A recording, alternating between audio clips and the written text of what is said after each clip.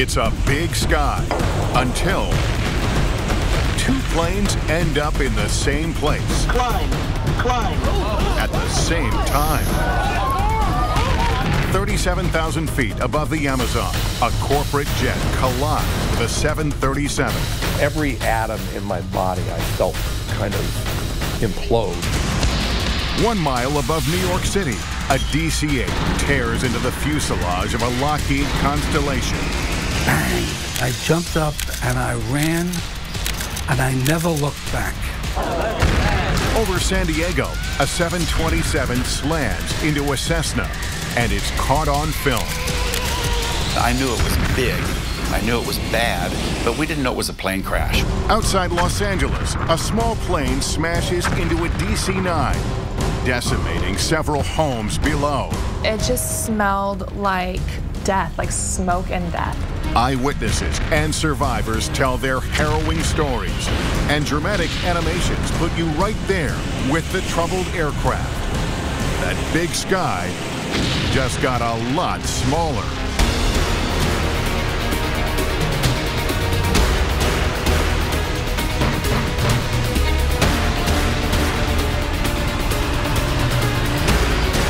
Why planes crash. Collision course. A new concept in air transportation. The travail has been taken out of travel. When this short film about transatlantic commercial jet travel was released by Pan Am in 1958, flying was a special occasion. People got dressed up. Meals were served on white linen. Delicious food adds to the enjoyment. We all know that's changed, but an even more significant change is the increase in air traffic. Flying over the U.S. in 1960, there would have been about 1,400 planes in the sky at any given time. Today, that number is more like 7,000. In 2011, we flew almost 3 billion people. We fly about the population of the Earth every 24 months or so, and it's expected to grow. With such an increase in volume worldwide, it seems there would be a greater risk of planes colliding in the sky. But technology is more sophisticated than ever, so these types of accidents are actually less frequent than in the earlier days of passenger jet travel. That doesn't mean mid-air collisions don't happen anymore, because sometimes technology fails, and it's nearly impossible to eliminate human factors. In 2006, this plays out with catastrophic consequences for two planes flying over the Amazon, a Boeing 737 and a private corporate jet. I had gone to Brazil on an assignment for a magazine called Business Jet Traveler to write about Embraer, which is a big aircraft manufacturer near Sao Paulo. And while I was there, I ran into some guys from a Long Island charter company who had just bought a brand new $25 million airplane, a Legacy 600, a real beauty, a mid-sized corporate jet. And they said, well, why don't you fly back with us? Sure, okay, I'm in. And that turned out to be certainly the most fateful decision of my life. September 29th, 2006, 2:52 p.m. The Legacy, tail number 600 X-Ray Lima, takes off from the Brazilian city of São José dos Campos. Destination, the city of Manaus, nearly 4 hours to the northwest. Air traffic control instructs the Legacy to fly at 37,000 feet, where it levels off by 3:33 p.m. Meanwhile, 2 minutes later, Gol Airlines Flight 1907 departs Manaus for the country's capital of Brasilia in the south. Within half an hour, the Gol plane, a Boeing 737, reaches its assigned cruising altitude, 37,000 feet. The 737 is heading southeast. The Legacy is heading northwest. These two aircraft should be at different altitudes. Instead, they're on a collision course.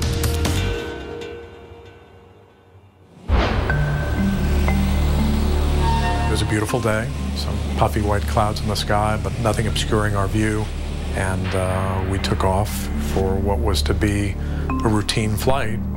We were flying with very competent pilots in a brand new airplane.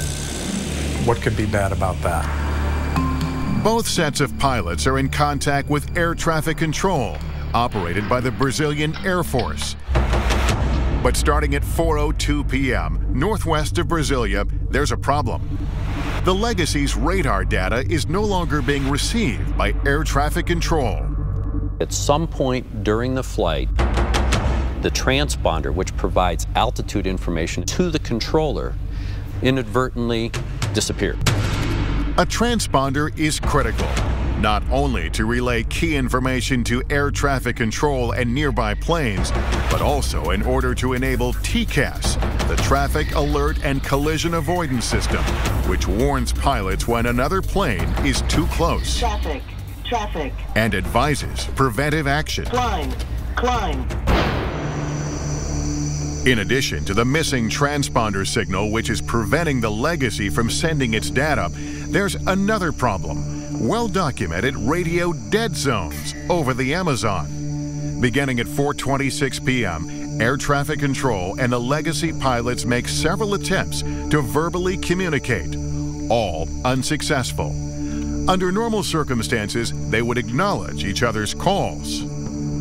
Brazilian air traffic control system, in its overall shoddy performance, had misprogrammed its own consoles so that it had given 5 radio frequencies for the area that the pilots were in, 4 of which were in complete error. Had nothing to do with that sector. Unbelievable, right? But that's the way it was. Even though air traffic control clears the Legacy to fly at 37,000 feet, when one controller hands the plane off to his replacement at the end of his shift, he tells him incorrectly the plane is at 36,000 feet. In reality, the Legacy and the 737 are at the same altitude, traveling at about 500 miles an hour apiece. So when they do collide at that high velocity, there is typically total destruction of the aircraft. By the time radio contact is made at 4:53 p.m., the connection is so bad, the Legacy pilots and controller can't understand each other. The planes are closing in. Everybody was sort of dozing or working. I hear and feel bang. And the loudest noise I've ever heard, now I was in Vietnam and I've heard bombs, just bang. And every atom in my body I felt kind of implode. Because of the angle at which the planes collide, the 737, though much larger, takes a far worse hit than the Legacy. One of the wings, which has a winglet on it, actually sliced through the 737 wing. There's a lot of flight control systems that are damaged. It rendered the airplane incapacitated and uncontrollable. And as the 737 went out of control, of course, the aerodynamic forces actually caused it to start to break up in flight. Everyone on board the Legacy knows something bad has happened, but they don't know they've collided with another aircraft. They don't even know their plane is damaged until Joe Sharkey looks out his window. I open my window shade and I look out, and this is a sight I'll simply never forget, because I'm looking at the wing and part of it is missing, and it's a jagged bit of metal. They need on the ground, and they need on the ground in a hurry. They need the first available airport.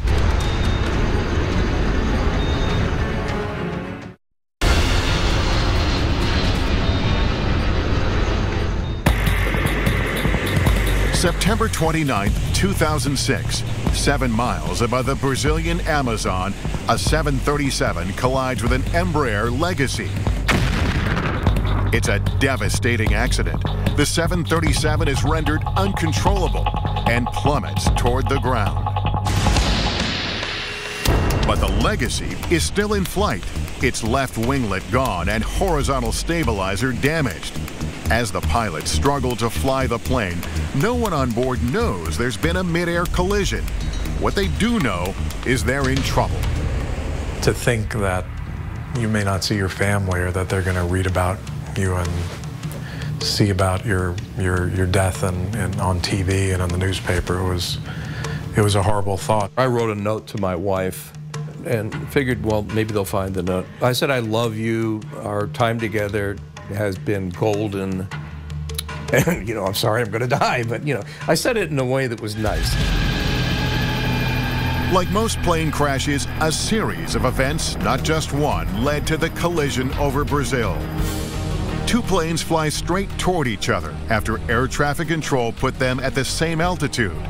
Radio black holes over the Amazon limit communication between controllers and the Legacy pilots.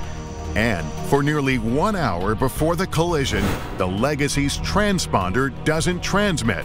So two controllers working back-to-back shifts don't receive its signals. A competent controller would spot that within 2 or 3 sweeps. There's a sweep every 10 seconds, within 20 or 30 seconds.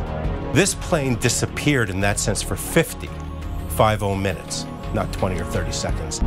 Within 3 minutes of the impact, the transponder is reactivated. But the Legacy is now compromised. It needs to land soon.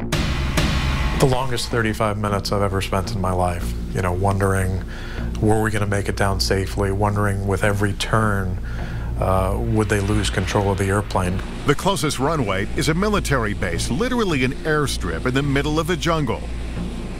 As the pilots desperately try to get the plane there, it's a white-knuckle moment for everyone on board. We were within 5 minutes of not flying anymore. It was clear, I mean, the trees were coming closer and closer, and I thought, well, here we go.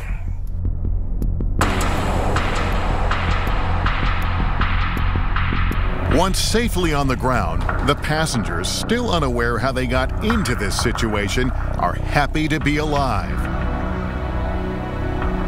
But hours later, they learn they've been involved in a mid-air collision with a 737, that the jet crashed in the jungle, and 154 people perished, and the mood quickly turns. I just sensed the change in the environment, and I knew that we were now being treated like criminal suspects. Following the crash, there are protests in Brazil, with relatives of victims demanding more information about the crash. Writer Joe Sharkey says much of the anger turns toward the American survivors. Crazy rumors were starting to fly in Brazil. Among them was that at the time of the accident, because the reporter, was on board, it was a brand new plane, the two American pilots were flying loop-de-loops to show the plane off over the central Amazon, causing the disaster. Now that's crazy. Of course, when the plane's instruments were studied, it was clear that the plane had been steady as a rock at 37,000 feet. Joe Sharkey is held in Brazil for 2 days. The pilots, Joe Lepore and Jan Palladino, are held for more than 2 months. When they are finally allowed to leave the country on December 9th, 2006, they receive a warm welcome back at their company headquarters in Long Island, New York. But the pilots' problems are far from over. 9 months after the accident, the Brazilian government indicts the American pilots, as well as 4 of its own air traffic controllers, for exposing an aircraft to danger. The international aviation community has come out strongly against criminalizing accidents. We have to know what they were thinking, what decisions they were making, why they acted the way they did. And if there's a fear of going to jail and that punitive action against them, then that's going to inhibit the information that we as investigators get. In May 2011, a federal judge in Brazil acquits the Legacy pilots of all charges but one: negligence for not monitoring their transponder. The final terms of the sentence are pending, but it seems unlikely the pilots will serve jail time. Joel Weiss, attorney for the pilots, says they were never at fault because the transponder was on, but then, without warning, his clients say it went off or into standby mode. We have all kinds of anecdotal evidence from all over the world, and particularly in Europe, of this kind of transponder unit simply failing without any indication whatsoever in the cockpit that it had failed. In Brazil, one air traffic controller, described by the judge as unqualified and incompetent, is acquitted. Another controller is convicted of negligence. In its final report, SENIPA, Brazil's NTSB equivalent, acknowledges the failures of the Brazilian controllers as well as the legacy pilots, stating that both parties should have become aware of the loss of radio communication far sooner than they did. In an email, SENIPA's press office states their accident investigation does not establish responsibility or guilt, but identifies the contributing factors with the primary objective being prevention. When we come back, more mid-air collisions over two of America's biggest cities. I jumped up and I ran, and I never looked back.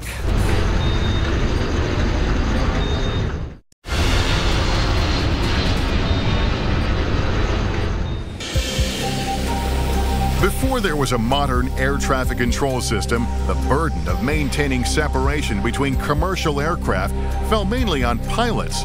They kept their distance using what's called visual flight rules, otherwise known as C and B scene. Think of it as driving your car. You avoid traffic by seeing it and not putting your car where there's another car. The airplane works in visual flight rules the same way. C and B scene is a catastrophic failure in two deadly collisions between the same two airlines, TWA and United. The first crash is over the Grand Canyon on June 30th, 1956. These two pilots were having to deviate around thunderstorms. They actually didn't know that when they came back around the backside of the clouds, the other aircraft was there. The United DC-7 and TWA Lockheed Constellation, or Super Connie, collide at 21,000 feet. At the time, it's the deadliest accident in aviation history. The tragic aftermath of Saturday's TWA United Airlines crash, which claimed 128 lives. It was a watershed event. It was one of those accidents that we as a society said we're not going to have that anymore. The collision prompts the Federal Aviation Act of 1958, which creates the FAA, whose mission is to provide the safest, most efficient aerospace system in the world. Unfortunately, change doesn't happen quickly enough. It's a dreary December morning in 1960 when TWA and United have another catastrophic incident, this time over New York City. 10:25 a.m., air traffic control alters the route of United Flight 826, a DC-8 shaving 11 miles off its path to New York's LaGuardia Airport. 10:30 a.m., United is at 14,000 feet and cleared to descend to 5. At the same moment, TWA Flight 266, a Super Connie like the one that crashed over the Grand Canyon, is heading to Idlewild Airport, known now as JFK. It's coming through 8,000 feet.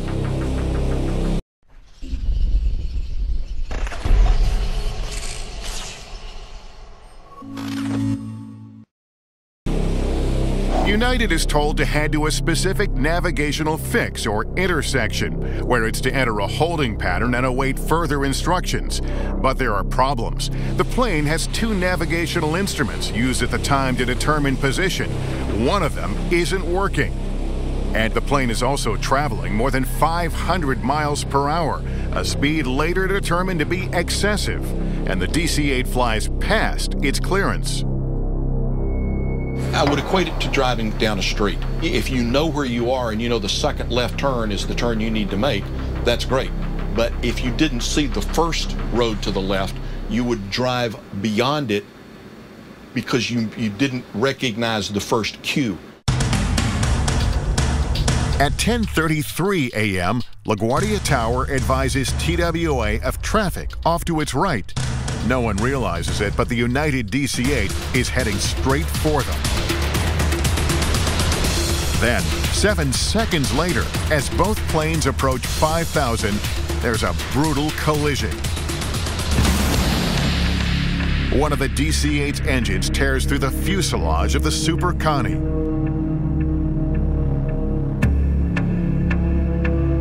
The TWA plane breaks into pieces and goes down on the spot, crashing in Staten Island's Miller Airfield. But the United jet manages to stay aloft for 8.5 more miles until it's over Park Slope, Brooklyn, where Tom Regan, then 20 years old, is standing on the street. I crossed the street at 7th Avenue and Sterling Place, just stepping on the corner, when I heard a loud, loud whine. And when I turned around, the wing of the plane, United Airlines, was catching into the roof of the building that I had just left. And there was a tremendous explosion. Immediately, I dropped to the ground, and then moments after that, there was a second explosion. Bang! Just everything exploded. And now the whole place was on fire. I stayed on the ground for what I thought seemed to be a long time, but I believe it was only several seconds. And I jumped up and I ran, and I never looked back.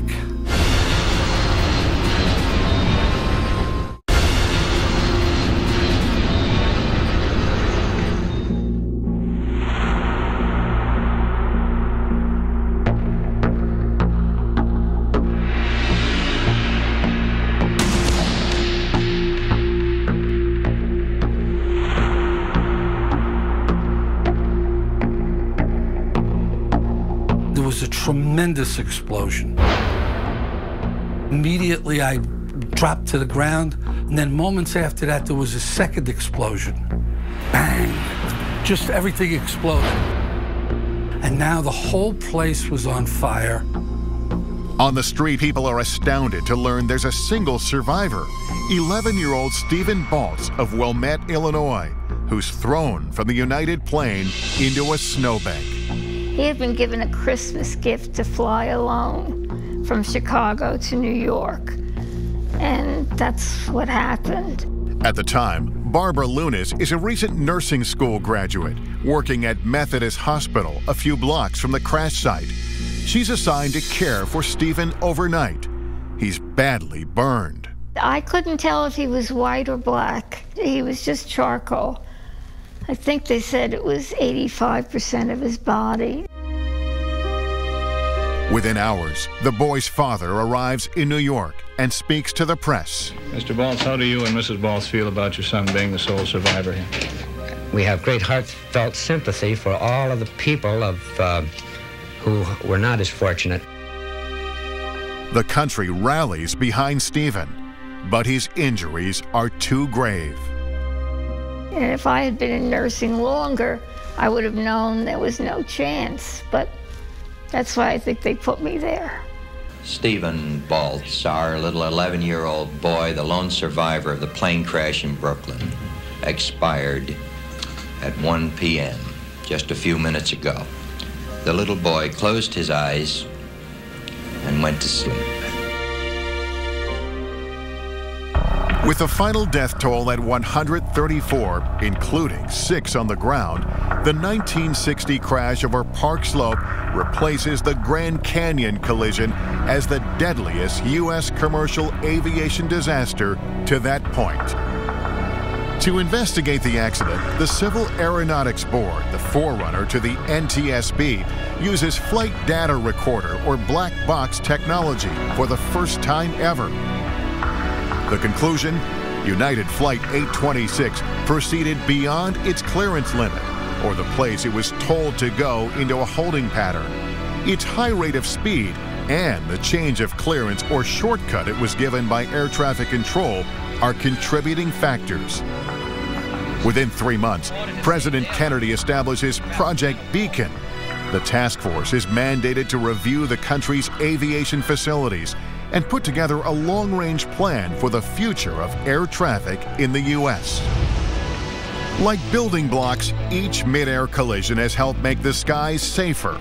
So much safer, in fact, that according to an MIT study, technology has advanced to the point where we can expect only one mid-air collision every 100 million flight hours. The last time 2 commercial jets collided over the U.S. was the 1960 accident above New York City. Since then, there have been 3 more mid-air collisions, all involving 1 large aircraft and 1 small. In 1967, Mary Schulte's father is at the helm of a Piedmont Airlines Boeing 727, which collides with a twin Cessna over North Carolina, killing 82 people. 2 pilots show up at the front door, ring the doorbell, and inform my mother that my father's plane had crashed. And I told him that couldn't be true because he was the best pilot. The outgrowth of it was a very strong commitment by Piedmont Airlines to be involved into the traffic collision avoidance system. And some years later, they were one of the first, if not the first, airline to fly with an active TCAS system on board. 6 years later, Betty Barrett is aboard a charter jet when it collides with a DC-9 over France. All 68 on the DC-9 perish. Everyone on Betty's plane survives. My father was sitting in the aisle seat, and I was sitting on the right-hand side. And I turned around, and he's very British and very stoic. And I said, "Daddy, do you think we're going to make it?" He said, "I rather doubt it, darling," and pointed to the other wing. Somebody sent me this picture of when we landed of the plane. And as you can see, the tires are all blown out. And this is the broken wing here. You can see all this. And I was told afterwards, if we had lost 1 more meter of our wing, in other words, it ends here, then we would have blown up as well. I keep this always in my room to remind me that if you survive this, you can survive anything. Then, in 1978 and 1986, there are 2 more mid-air collisions in the U.S. Building on the accidents that preceded them, they force major change in the aviation industry. There are eerie similarities. Both occur in broad daylight on picture-perfect days in Southern California. The first, on September 25, 1978, is caught on camera.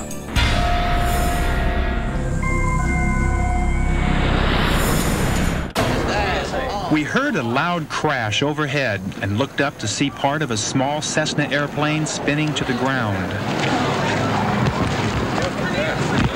Then suddenly we heard a thunderous crash that sounded like a bomb hitting.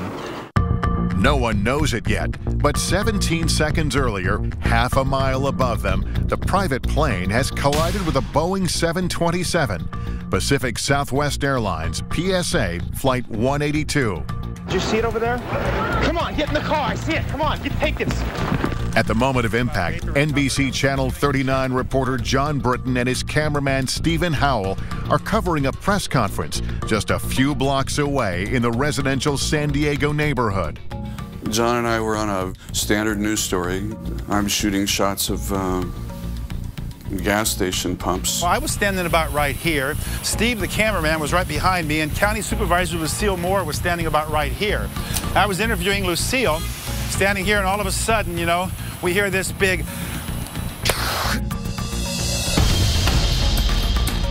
Something started falling out of the sky. People started just going, "Oh my gosh, oh my gosh." And I just clicked the camera on right away and just moved out to the left side. And I'm looking up, and there's like something looks like a comet coming down from the sky. The photographer for the county, Hans Wendt, he's standing over here on this side. So when the collision happened, and Hans looks up this way, and Hans got off 2 shots of the PSA Air 182 before it crashed.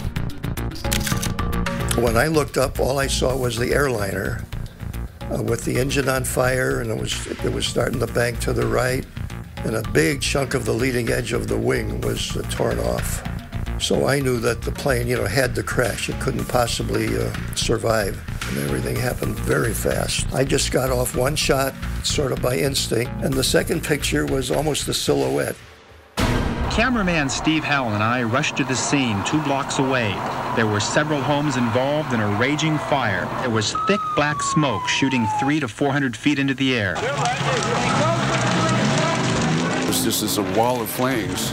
I'm going, It must have been a gas main or something, you know. I mean, how could this be? This was the largest thing that had ever happened to me in my news career to that point, and I knew it was big, I knew it was bad, but we didn't know it was a plane crash. When we come back, how an assumption leads to tragedy. They're required to tell air traffic control that they no longer have the Cessna in sight. That didn't happen.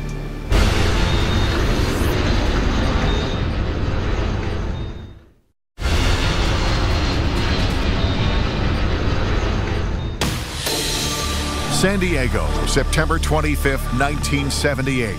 An NBC News crew captures a small plane spiraling to the ground after it has collided half a mile up with a much larger 727. Behind us, we heard a tremendous explosion. We knew at that point it was a lot more than just a single plane, and of course we found out later it was an airliner. Both pilots in the Cessna are killed, along with all 135 aboard the jet and 7 people in the residential neighborhood below. Police set up a makeshift morgue at a nearby high school, and immediately the questions begin. Who's at fault? What caused this tragic accident? How could it have been avoided? To understand what happened, it's critical to know what transpired between air traffic control and the PSA crew in the 2 minutes leading up to the collision. As the Boeing 727 was approaching San Diego, they were told about a small general aviation airplane. It's a Cessna. Do you see him? And the PSA flight crew said, yes, we see him. At that point, the PSA crew became responsible for maintaining separation. The crew initially saw the airplane, but then at some point lost sight of it. They talked about it amongst the 3 pilots that were in the airplane. Yeah, do you know where that Cessna 172 is? I think it passed off the right side. 182, roger. They're required to tell air traffic control that they no longer have the Cessna in sight. That didn't happen. The Cessna 172 actually deviated without clearance from its assigned heading. Unfortunately, it was in a position that was directly in front but below the 727. The crew couldn't see, just looking out the window, where the airplane was because it was below their field of view. PSA 182 cleared land. 182 is cleared land.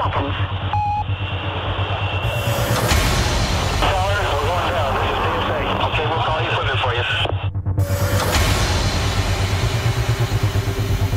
The 172 struck the leading edge of the right wing about halfway across the span, and that is the famous picture. You see smoke and fire trailing from the right wing of the Boeing 727. As a result, it pulled the nose further and further down, and they couldn't stop it. And they lost control. They did not have control of the jet, and it tragically went into the ground. In its final report, the NTSB faults the PSA crew for failing to maintain visual separation from the Cessna and for failing to inform the controller when they no longer had the other aircraft in sight. Contributing to the accident, says the report, air traffic control procedures, authorizing controllers to use visual separation when radar was available. The report notes that flight crews exercise a lower degree of vigilance in areas where they receive radar assistance. And it says controllers seem to similarly relax vigilance. This controller may have believed that the flight crew had a better grasp on the situation than he did. It could be days before the cleanup is complete, and in the words of one policeman, it'll be years before this neighborhood is ever the same. After the PSA crash, the FAA steps up efforts to improve separation of aircraft around the nation's busiest airports and to modernize collision avoidance technology. But again, change simply doesn't happen fast enough. 8 years later, 1986, another sunny day over Southern California, another jet, another small aircraft, and another catastrophic mid-air collision.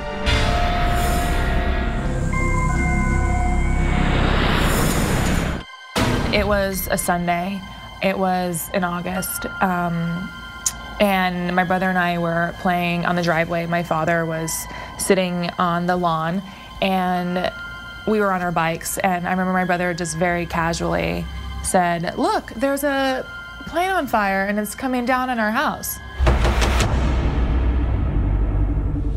6,500 feet above Cerritos, California, a suburb east of Los Angeles, a privately owned Piper Archer has strayed into the path of Aeromexico Flight 498, a DC-9 with 64 people on board. At the time, Corinne Kingsbury is 5 years old. My father came and swooped us and brought us into the garage, and our garage door was obviously open, and he said to us, "We're going to die." I remember it shook the ground and it just exploded. 8 homes destroyed, 5 more severely damaged. 24 dead on the ground, and that number may go higher. I also remember seeing body parts and seats and people still in seats. It just smelled like death, like smoke and death.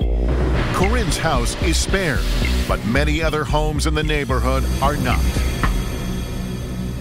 When we come back, after the second mid-air collision in 8 years, a public outcry for change amid heartbreaking loss. I mean, who thinks your family's going to die in a plane crash, really? I mean, car accidents, not a plane crash.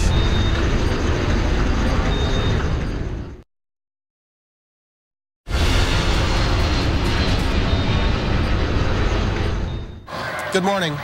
The news from Cerritos, California keeps getting worse. There are officials searching through the ruins of Sunday's mid-air crash have found 15 more people dead on the ground. Labor Day weekend, 1986, more than a mile above Cerritos, a suburb of Los Angeles, a Piper Archer smashes into Aeromexico Flight 498, a DC-9. The top of the Piper is sheared off, instantly killing all 3 passengers aboard, a middle-aged couple and their adult daughter. In the crash over San Diego 8 years earlier, the larger plane, PSA Flight 182, loses sight of a much smaller Cessna and slams into it from behind. Over Cerritos, the Piper pilot doesn't realize he has strayed into controlled airspace surrounding LAX, Los Angeles International Airport. When you're flying in uncontrolled airspace, you don't necessarily have to talk to an air traffic controller. You don't necessarily have to have a transponder. But if you're going to operate anywhere in controlled airspace, you have to have permission to operate in that airspace. You can't just fly into it without permission. The DC-9 crew believed correctly that they were in protected airspace. They were. But unbeknownst to them, the Piper had strayed into their airspace. The general aviation airplane actually struck the tail of the DC-9, taking off the vertical and horizontal stabilizers, so literally the back end of the airplane, and it rendered the DC-9 uncontrollable. The airplane, the DC-9, rolled inverted, and there's a famous picture of that airplane as well, as it's descending upside down before it crashes into a neighborhood. Counting passengers and those on the ground, the total number of people killed in the Cerritos crash now stands at 85, and that toll could go even higher as the search for victims continues today, Tuesday, September the 2nd, 1986. In some ways, the mid-air collisions in Cerritos and San Diego are so similar, there's a public outcry about how little has been done in the intervening years. After the first one, the recommendations they made were never implemented. So now, this is the second time this has happened, so that's why we try to make a difference. But it's hard to fight government agencies, you know. Denise Guzman's family is particularly hard hit by the Cerritos tragedy. Her father-in-law, uncle, 2 nephews, and a family friend are on Flight 498, returning from a fishing trip in Mexico. Her husband is supposed to be with them, but misses the trip to attend a funeral. When the plane crashes, part of the family is already waiting at the airport to pick them up. Instead, they head to the crash site. I mean, it was an inferno, and you knew there was nobody going to survive that. I think my husband might have had a little hope, you know, are there any survivors, you know, but I knew immediately that this was not going to have a good ending. In the neighborhood struck by disaster, the search for the missing goes on. who thinks your family's going to die in a plane crash, really? I mean, car accidents, not a plane crash. It's just like unheard of. How could that happen? And in our own neighborhood, that's what's really ironic, our own neighborhood. Probable cause, as stated in the final NTSB report, limitations of the air traffic control system to provide collision protection, and the inadvertent and unauthorized entry of the private plane into the Los Angeles terminal control area. With the knowledge gained from each mid-air collision, change has been on the horizon for decades. But the Aeromexico crash over Cerritos brings it all home. By 1989, all aircraft operating up to 10,000 feet within 30 miles of terminal control areas must be equipped with transponders that convey altitude information. By 1993, all commercial carrier aircraft with 10 seats or more operating within U.S. airspace are equipped with traffic alert and collision avoidance systems, TCAS. The culmination beginning back with Piedmont Flight 22 going through the PSA accident and then finally through the Cerritos accident were all building blocks to promote this technology, which evolved into the modern system of TCAS, which is a great predictive tool. The FAA really had to take the bull by the horn, if you will, and do something to try and prevent these accidents from occurring. We increased or enhanced radar coverage. We enhanced air traffic control communication with flight crews. They changed the airspace. They actually created a system of controlled airspace, trying to avoid or at least mitigate the risk that you were going to have these transient pilots just flying through these high-density areas in close proximity to major airports. All the lessons learned have made flying so safe and mid-air collisions so rare. According to an MIT study, you'd have to fly continuously for 11,000 years in order to experience one. Unfortunately, many people had to lose their lives to arrive at what is surely the safest moment yet in aviation history.